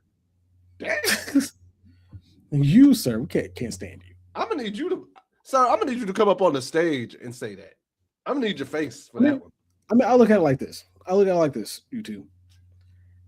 Even if you don't want either one, I wouldn't even say it's time to move on from both. Because you can't sit here and deny that Trimble literally put everything he could into any game. For every game that man played in this season, you knew you got 100% from Trimble from beginning to end of the game. No ifs, ands, or buts. Now, when it comes down to fresh start, like there's no such thing as a fresh start. There really ain't. Because even if you got rid of most of the players, have you not? And to seen be my honest, larger- and to be honest, the fresh start was most of the players that left. Like all those players that were in the transfer portal and stayed in the transfer portal and left, that was the fresh start. Because Jared Stevenson came, only 2 people came back from the transfer portal, and that was Stevenson and Jaden Young. I was happy to have Stevenson back. I think Young could develop into a decent rotational guy.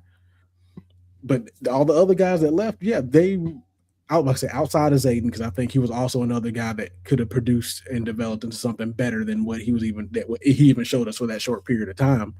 Especially now that we know Vasar is up in the air. I think Zayden Howe would have been a great guy to step in and replace Vasar if he left. But outside of that, like to the guys that did leave, they got fresh starts. We got fresh starts we got a new fresh blood coming in from them. So no, like we were getting the fresh start that you're talking about.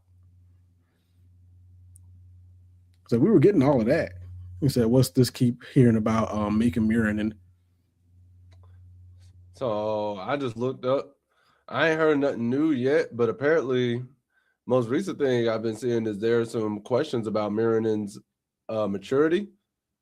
Ooh. Because they're saying they're like 5-star recruit. He's shown flashes of promise that NBA scouts and executives are intrigued by. But beyond highlight reels and above the rim plays, there has been much chatter about his maturity that has carried him wherever he's gone. Hoops Hype was on site to interview Muranen in Portland for the Nike Hoop Summit for a few minutes. However, Muranen answered the entire interview in Finnish, because he's from Finland, in Finnish, even though he was repeatedly asked to speak in English. Several people who had been around or heard about him said that they were not surprised by what transpired during our interview. The common denominator was that the Finnish teenager marches to the beat of his own drum ever since he moved to Spain to play for Zetro Basketball Madrid at the age of 15. Some have said the teenager has always been a jokester or maybe even a prankster. However, Muranen has always been described as a bit of a bully, especially when he was playing at prep school in the U.S. I would probably say just growing as a person overall has been the biggest thing. More than anything else, Muranen told Hoops Hype in Finnish, which was translated in English, about what he learned the most this past year about himself. That's probably the main one.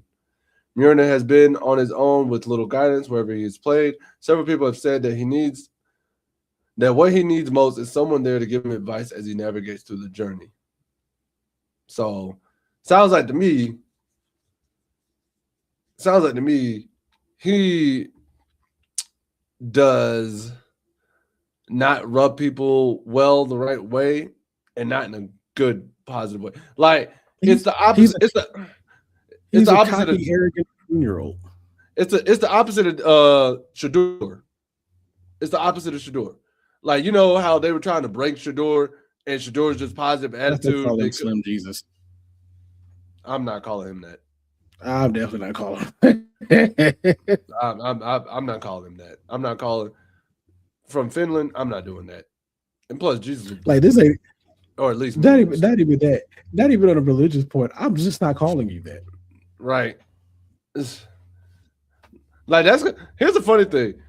I'm not calling you that, especially on the tip of I used to always think it was wild when Reggie Miller would say, I call him MJ, that guy, Black Jesus. I'm like, all right, Reggie. Reggie, chill, bro. I'm not calling no other man just Black Jesus. And then you two say, and when I say I'm not, and to you too, I'm not saying you don't acknowledge their talent. I'm not saying that. But like when it comes down to saying needing a fresh start, I guess my question is, what exactly do you mean? Because unfortunately, it's like one of those things. Like almost every year, you could technically get a new start. I mean, I understand like wanting to move on from most of the roster because we saw what happened, but I think with YouTube, I think he, like many of us, was flat out disappointed in the way that roster finished last year I mean, because definitely. you saw all the talent and you didn't see it amount to what it could have. And with Except that, yeah, don't you in that senior game? Yeah, they'd be going let too me go far. too far. Right. And so with that, he's like, bro, you know what? Go ahead, scratch all that, and basically cleanse the air of the Hubert Davis era. Because another thing, and I might, you two, you can tell me if I'm wrong about thinking about this, but one aspect could be, when there's a transition period and you have players who may have stayed, but they're still holding on to the old coach's ways, which could potentially sow dissent in what the new coach is trying to establish, or at least it could make the transition not as smooth. So if you get rid of most of the new players and get that clean start, you're not having to worry about those old players who may be like, well, Coach Davis did it this way. I was always allowed to do it when Coach Davis was here. Nah, nah, nah, yada, yada, woo, woo. You know what I mean? I mean, though, I definitely get that because, like, because you used to have that in high school too. Like when you'd have a certain level of seniors, you're like, okay, we need to get some of these. He said, I think it's a player, but sometimes left over from previous coaching staff hurts the team. So So yeah, no, basically what I just said. I get this. Like, I get it. I do. And I guess I'm looking at it from the sense of like, I don't. I guess the reason why I would, if I had anybody do come back, I would prefer it to be Trimble because I feel like with Trimble, he's more of a team guy than To me, I'm gonna hold on to something that's gonna hurt the team. it's a double-edged sword, right? To Mhm. me, having players left over can help you or hurt you. I mean, yeah, Ha- absolutely.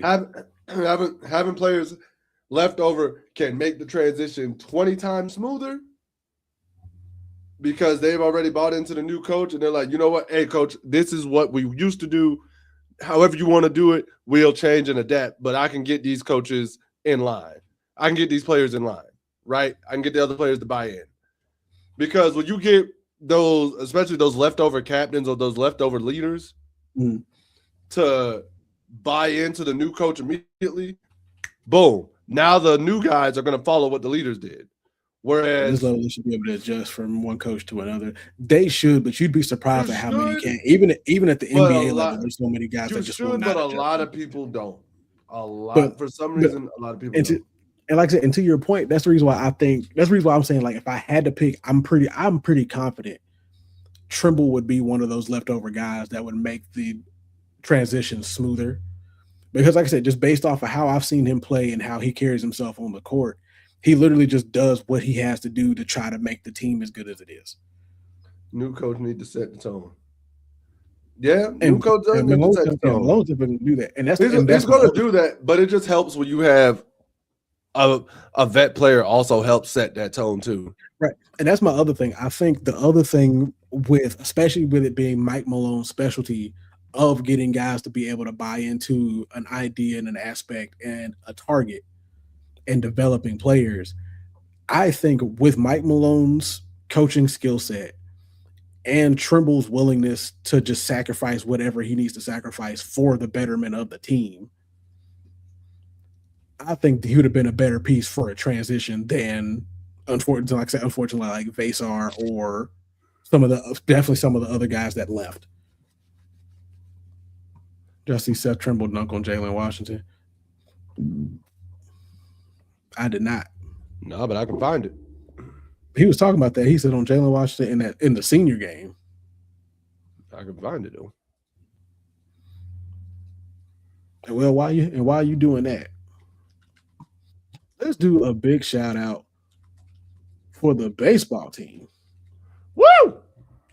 who have now moved to number 2 in the US Today sports polls after they beat Georgia Tech in their game in their 3-game series, beat them 2-1. Apparently it was bad. Apparently it was a bad dunk, man. Apparently he said he yammed on him, bro. I'm trying to.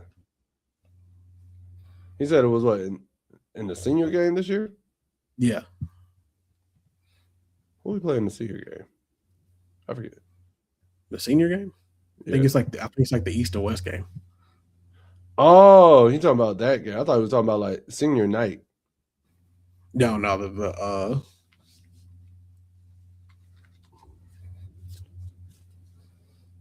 so you dunked on 2 or 3.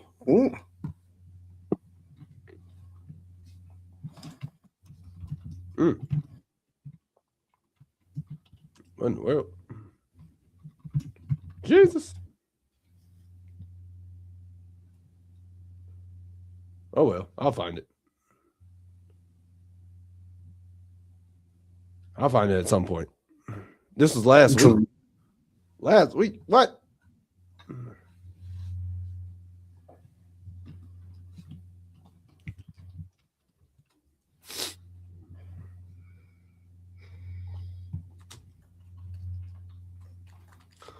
Oh yeah, there it goes. How'd you find it? I looked up Seth Trimble dunk on Taylor Washington. I did too. Did you look it on YouTube or on Google? Google. Okay, there's a difference. Yeah, here you go. Who are these niggas? I think they all are outdated. I'm in the Oh Lord. sounding shady because my jewelry look like I made it. Just got a house. I need a brand new Mercedes. Okay. I mean, I didn't know we was catching bodies like that. Yeah, I'm saying nah, he got him like that. Oh Lord. Yeesh. Oh, hold on. Oh, hold on.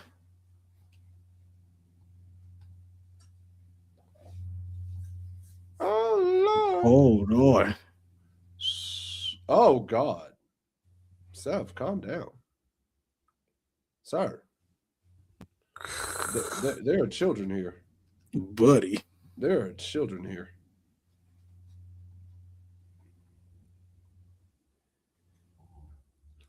That man just said, you know what? I'm bored. Let's take off. Oh, wow. So Seth Trimble was only one of 3 seniors in the ACC that's never transferred. Transfer no more.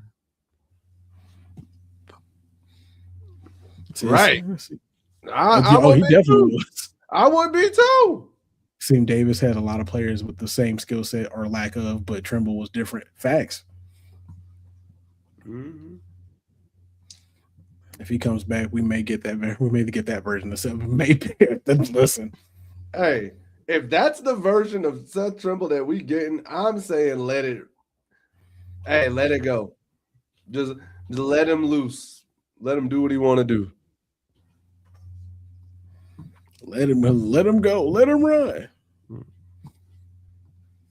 So recently, they interviewed a couple of returning players and asked who are some young guys on the squad that are making impact so far in spring practice. Impacto. Yep. So Melcart named a guy by the name of David Jackson and named nobody else, just David Jackson. Ooh. Okay. 6'2". So who? Okay, we'll get to it. Obviously, I'm just so different seniors name different people. Okay. So different vets name different people. Okay. So Melcart. So yeah, when Melcart was asked, he named David Jackson, 6'2", 276-pound defensive lineman, which they said may be a mistyping on the on the roster on the website. He may be closer. No, they're saying he may be closer to 300 pounds. Oh God. He's a D lineman. High school, he was a 2-time first team All Western Catholic Athletic Conference. I ain't gonna front. When I looked at that on the docket, I was like, "What conference is this?" All Wichita. Oh, WCAC. So yeah, All Western. I think it was like All Western Catholic or Christian Academy Conference or something like that. In high school, 258 tackles, 71 tackles for loss, and 20 and a half sacks in 3 seasons. He played basketball, wrestled, and ran track. And he ended up playing basketball at Penn State and overseas. Oh. Nice. Yeah, man. Nice. And then Jaden Thompson, he named two guys, one by the name of Jacob Weatherspoon, who is 5'11", 172 pounds defensive back, was a 4-star prospect coming out of high school, ranked number 173 overall in the class of 26, and was number 144 with a composite score, according to 24/7 Sports. Earned first team Ohio honors and reached consecutive state championships and won this in one state in the 400-meter dash. Oh, I think we talked about him last year. Like, because he's a freshman, isn't he? Yeah. He came in this year. Yeah, we talked about Jacob. Then you got Giselle Hart.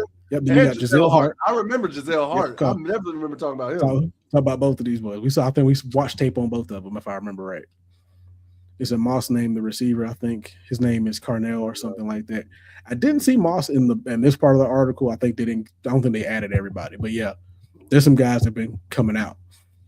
And then Giselle Hart, 5'11", 180 pounds cornerback, 3-star prospect, number 20 overall in the state of Virginia, according to 24/7, was a 4-time first-team All-State defensive back, a 3-time All-State offensive player, 3-time state champion, scored 4 touchdowns in the title game in December, played basketball, and won the state championship with the 4x100-meter relay team.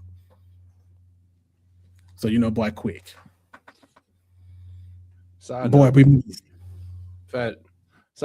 Trailblazers are up on the Spurs by 1 point with 10 seconds to go. Ooh, somebody said Wimby's going to do it, but he's not playing tonight. So, Scoot Henderson has gone off for 30 for the Trailblazers. The fact that his name is Scoot is crazy. On 11 of 17 from the field. Efficient. Efficient 30. You nasty word. The fact that his name is Scoot is crazy. Right. Crazy work. Listen, that's an efficient 30 piece though. And in crazier news, happy belated birthday to Bill Belichick. Yep, Bill Belichick. Big Bill himself. That lets me know I got to get the rosters updated and get all the birthdays together. Bill okay. Oh, so Randy Moss named Carnell. Nice. Getting a cosign from Randy Moss. Boy, you wouldn't be able to tell me. You wouldn't be able to tell me nothing for a week. You wouldn't be able to tell me. You wouldn't be able to tell me nothing for the rest of the season. I got a cosign from Randy Moss as a receiver. Boy, now I'll admit though, the first game that I was terrible, I would not talk to nobody ever. Oh no. Listen, I would stop talking to anybody. That's why I say a week, because Randy Moss gonna be just as quick to give me praise. Randy Moss gonna humble me. Oh, absolutely. So that's why I'd be like this. I would tell my folks as soon as my uncle tried to talk junk to me, be like, man, nephew, I was good in football, but did Randy Moss give you some praise? No. Speaking about Trailblazers, they reached to Mike Malone before UNC did. Oh, apparently their offer wasn't good enough. So, snooze, you lose, apparently. Oh, they're up by 3 now with 5 seconds to go. Snap. Now I got to see how this goes down. Oh, snap. Now I got to see how this transpires. Because Lord knows, vindication is my name. Vindication. All right. So for the game today, you got one of two options. You want the keep 4, cut 6, or remove this player permanently. Let's do remove this player permanently, because that's a new one. I'm always down for a new game. I forget Drew Holiday's on the trail. What is up with some of these players on certain teams? Andre Drummond on the 76ers, Drew Holiday on the Portland Trailblazers. What is going on?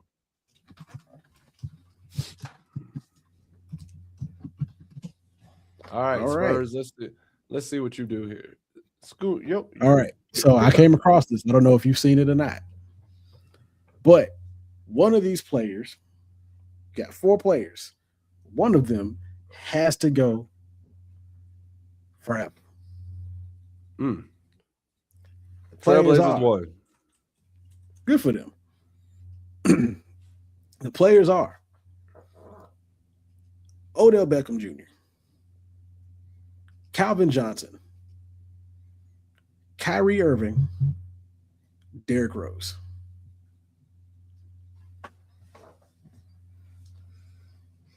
What? What? Why did we cross sports? Huh? That's what they had. Odell Beckham, Kyrie Irving, Calvin Johnson, and Derrick Rose. Derrick Rose. And one of them has to go. Odell Beckham. That's what I picked too. Odell Beckham. Because I said at the end of the day when they pulled him up, I was like, it's either Odell Beckham or Kyrie Irving. Honestly, like I'm not getting rid of Derrick Rose. I bought that man's literal shoes. I have bought both of his shoes. Like I bought the ones and I bought the twos. I wasn't getting rid of Derrick Rose anyway. That man changed the game. Right. I'm not getting rid of Megatron, a man I literally saw teams put 2 DBs in a regular formation, not a gunner. He was a gunner on a punt formation. No, they literally just said, "Hey, yo, put 2 DBs and with a safety over the top." I'm not getting rid of that guy. Then I'm not getting rid of Kyrie. Like, right. So since it was a short game, all right, since it was an easy decision, I figured it would be. I'm done with it. All right. So, keep 4, cut 6, ACC quarterbacks. Oh, God. Is this all time or is this like recent Heisman winner? Like, what is this? Is this season? Like, I'm about to say going back to about as far as 2000. Gosh. Yeah. Is TJ Yates on here? He is not. Damn. I could have at least counted on that. I'll say the names on here are a little more notable than that. I know Matt Ryan's on there. Yeah, you'll find it. I knew it. Also, college Matt Ryan's on there. I knew it. I mean, some of these were pulled from a top 10 ACC quarterbacks of all time, or over the last 20 years. Lamar on here too. All right, let's go. All right. Quarterback number 1. Got Russell Wilson. You cut. Damn. Or you keep. Damn. I forget he went to NC State. That he did. Damn, I forgot about that. I'm going to cut Russell. All right. What say ye, audience? You keeping Russell or you cutting Russell? In the meantime, next quarterback on the list is indeed Matt Ryan. Ha! I knew it. I'll keep Matt. You gotta be a pretty damn good quarterback to get drafted out of Boston College like that high. Like that, you got to be a pretty good quarterback to get drafted out of Boston College that high. Hey, and to be MVP and to be the best quarterback of a franchise. Right. Like I was saying, Matt Ryan at Boston College was not no slouch. So, Cobb, are you saying keep for Russell or keep for Matt Ryan or both? Because remember, you only get to keep 4.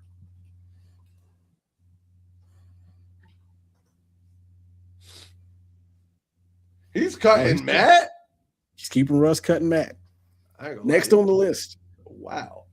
Next on the list, Phillip Rivers. Hell no. He not keeping on Philly Field. Hell no. Hell no, I don't want Phillip Rivers. That shot put of a throwing motion. Get that man out of my face. Listen, I look, the upside is at least the man comes with his own team.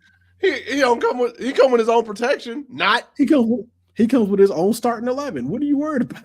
Like, exactly. He has no protection. Everybody said cut. We are screwed. Everybody said cut. Hey, we are screwed. Next up, Taj Boyd. Of all the Clemson quarterbacks you had to pick, of all the Clemson quarterbacks you had to pick, you picked Taj Boyd. Deshaun and Trevor were too easy. Boo. Ew. But you can't lie. Taj had a college career though. He did. Hold up. I cut Russell. You got 3 keeps. I cut Phillip. Yep, you cut Russell, you cut Phillip.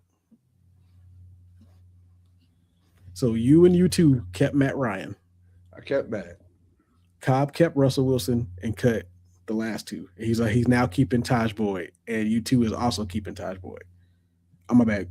Cobb is cutting Taj Boyd. U2 is keeping him.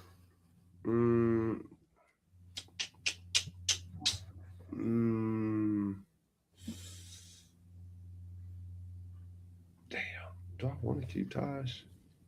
I mean, because you don't know who else is on this list. I don't know except for one potential name on this list. Other than that, I don't know who else is on this list.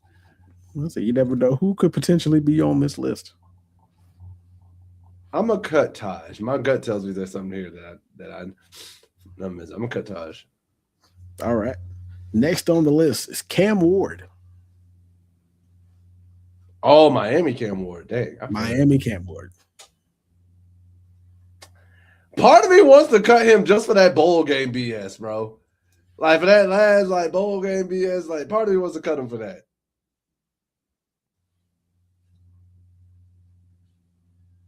Yeah, I'm gonna cut him because the way he went out in that bowl game, I just didn't like that. I didn't appreciate that. All right. Next up is Haynes King. You know what? For a Georgia Tech quarterback, I'm actually cool with keeping him. I'll keep Haynes King. I ain't even gonna front. I'd keep Haynes King too, because he's pretty solid. Right. To hold the records at Georgia Tech for both passing yards and passing touchdowns. All right, you two, remember you only got 1 keep left.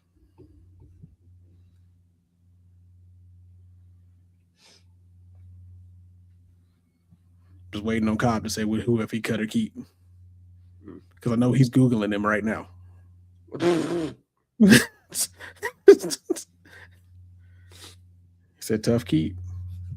All right, everybody kept him. So remember, you two and Cobb, y'all got 1 keep left. Myron, you have 2 keeps left. Next up, Jordan Travis from Florida State. Oh. The reason why Florida State didn't make the playoffs. I ain't gonna lie. I'm gonna keep that man because, truth be told, had he been healthy, they would have won. Or at least gotten far.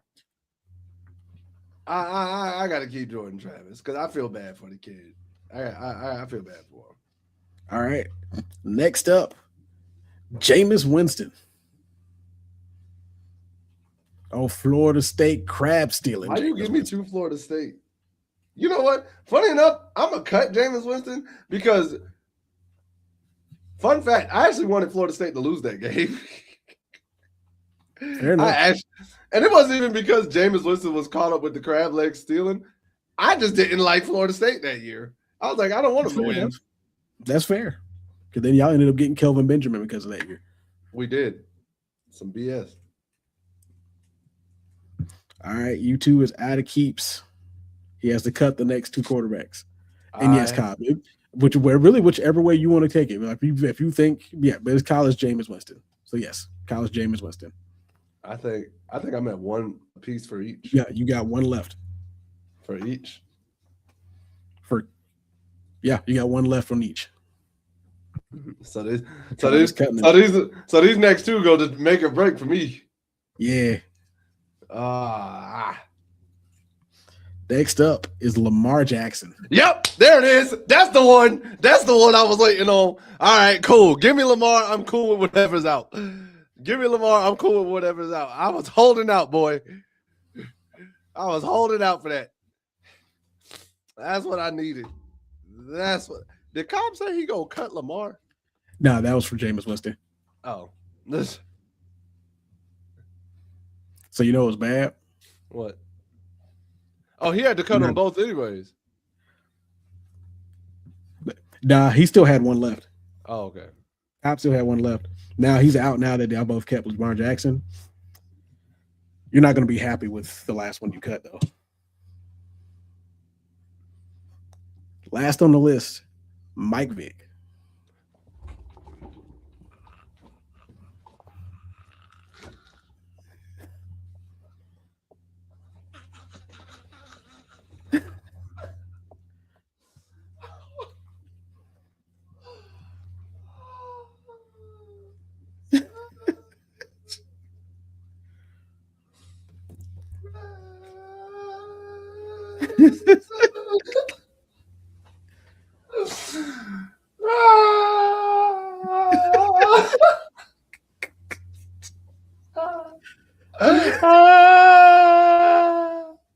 The bad thing is you sound like Micah.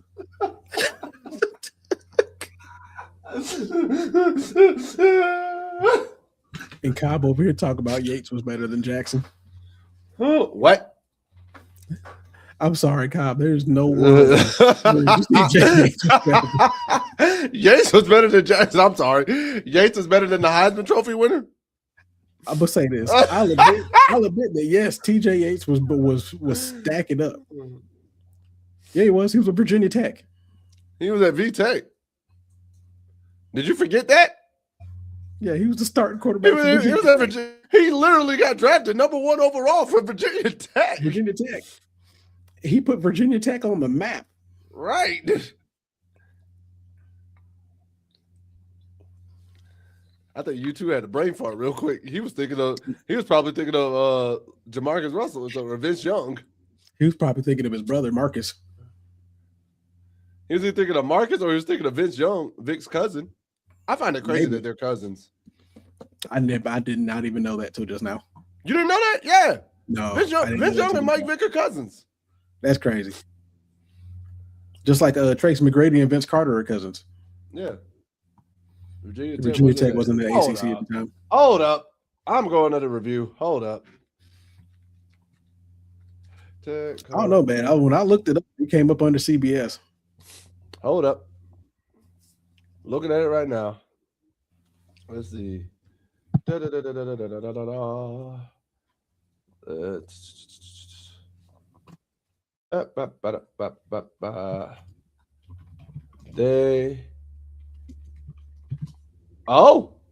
right. Yeah, they were in the Big East.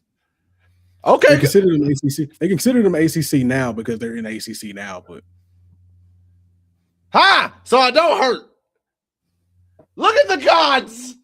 They smile upon me. Yes. Thank you, Jutu. On further review, hey, we find as a further review, we find that she said, "Do the cry again." The Big East. You know what I find is funny?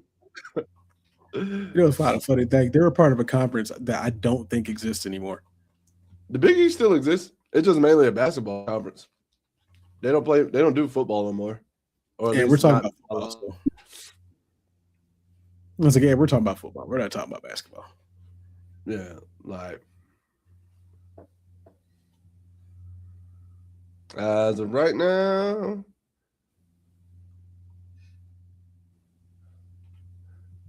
yeah, I think it's still around. Yeah, it's still around for basketball or football. Because you got, as listed by Fox Sports, ranking the top 10 best quarterbacks in the history of the ACC. So Fox Sports consider them in the ACC. Well, Fox Sports be getting a lot of stuff wrong, anyways. Meh. Nah, they really do. Oh no, I don't believe that's done. I don't believe that's untrue. I'm just like, meh. It worked for the situation I needed it for. Nope, no, it didn't. Yeah, it did. Nope. You just wanted to see me break down. Breakdown, no. Yeah, you did. I ain't gonna front. That's gonna be a great clip at some point.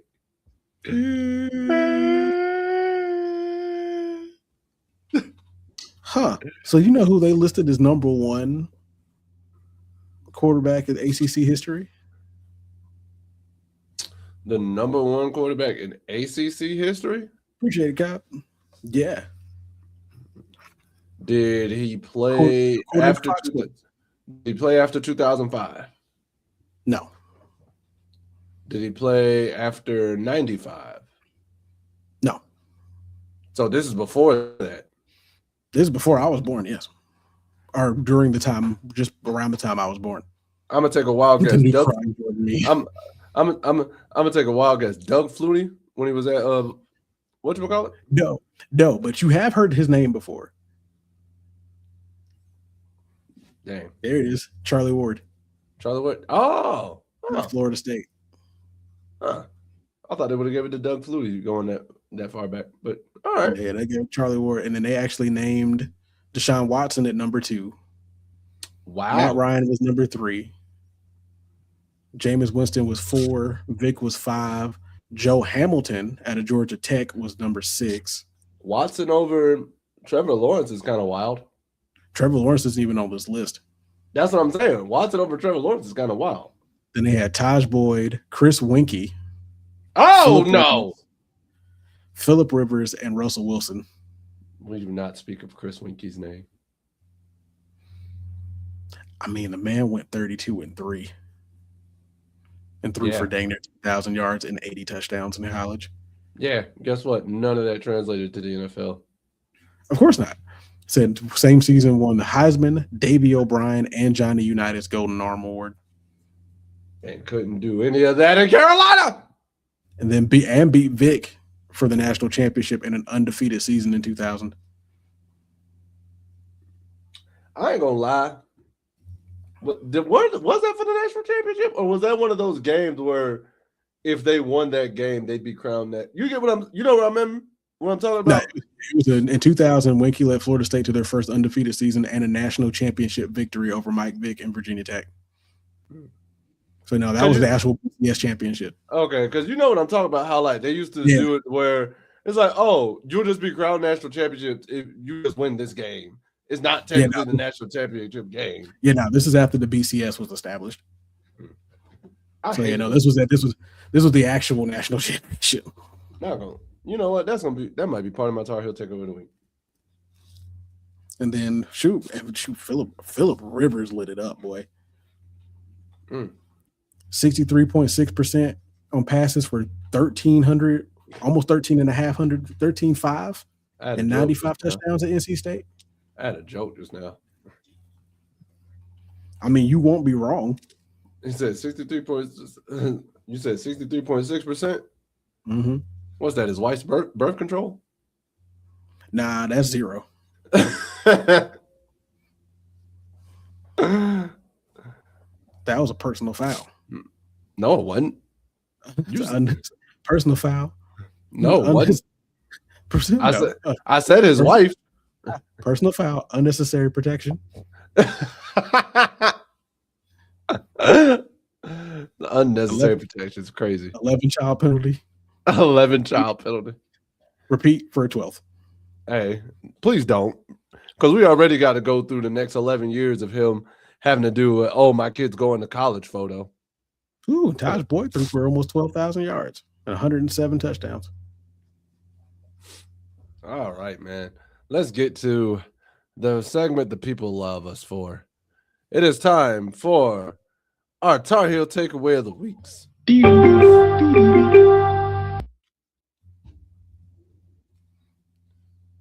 think it's you this week. Tar Heel takeaway of the week. Shopping for a car is bullcrap and it should never be needed to done unless you absolutely want to buy a car. That's it. That's the post. Bye-bye. Fair enough. Honestly, if that's all you got, that's fair because I know how pissed off you are about it. But so like I said, no, legit Tar Heel takeaway of the week. Adulting is bullcrap.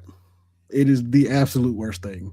I don't know why any of us were forced to sign up for a prescription or subscription that we didn't even ask for.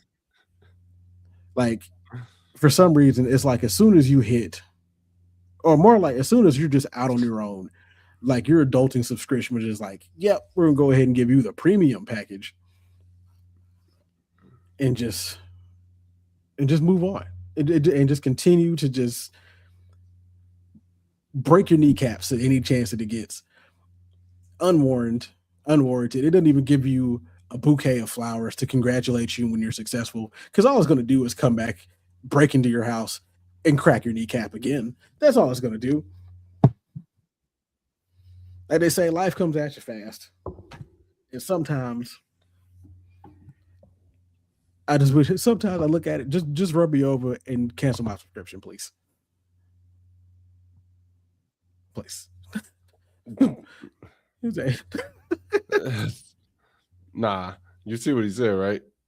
That's probably one while you at it, for Myron's sake. No, don't do that for my sake. You're overrated, and I've been doing it a long time. Exactly. It is so overrated. I'm not with it. Because I remember the dream they peddled at you. When you can become an adult, you can do whatever you want. Okay. You can afford. You can only do what you can afford. And the bad thing is, that's not a lot. We can't afford much at all. Sometimes I can barely afford to walk down the street. Hey, I saw a video. It said these guys prices sitting here at magna cum laude. I need academic probation prices. And I saw another video said these gas prices keep going up. Dude literally came out his garage, roll, bounce. Literally, it's some skates. Oh, skate. I saw a guy coming down. I saw a guy driving down the highway today on a bike. He was just riding his bike down the highway. I'm like, you know what? Good for you.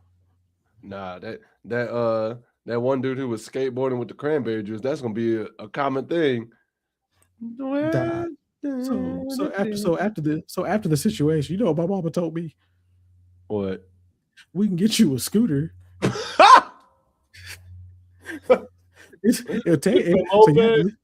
You have to leave extra early to get to work in the morning, but you'll get there. Get you a moped. A moped, you just have to leave at 3 a.m. to get there by 7. Imagine you driving a moped back home after a 24. Oh, you'd be so mad. Just in there. God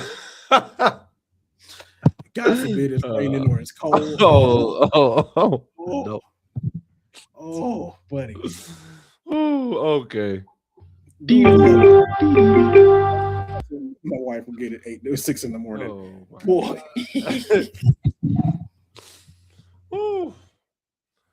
All right, man. My Tar Heel takeaway of the week. First and foremost, I'm getting my hard drive back this week. Thank God. I don't know why he had to do that. I ain't never disrespect this man like that. See, y'all see what? You know what? I'm sick and tired of this man. I'm sick and tired of this man.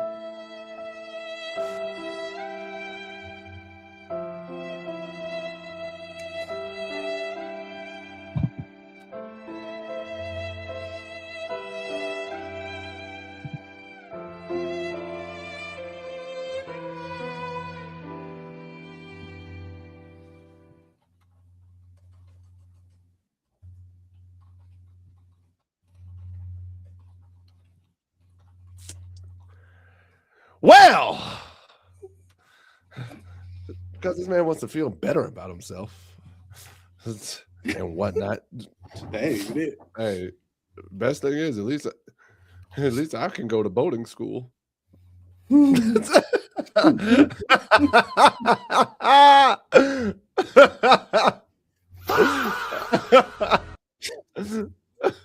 Tario takeaway of the week, man. One, I hated the BCS championship years. I hated that computer. I hated it for all that it was worth. I thought it was stupid, and I thought it never got the title games right.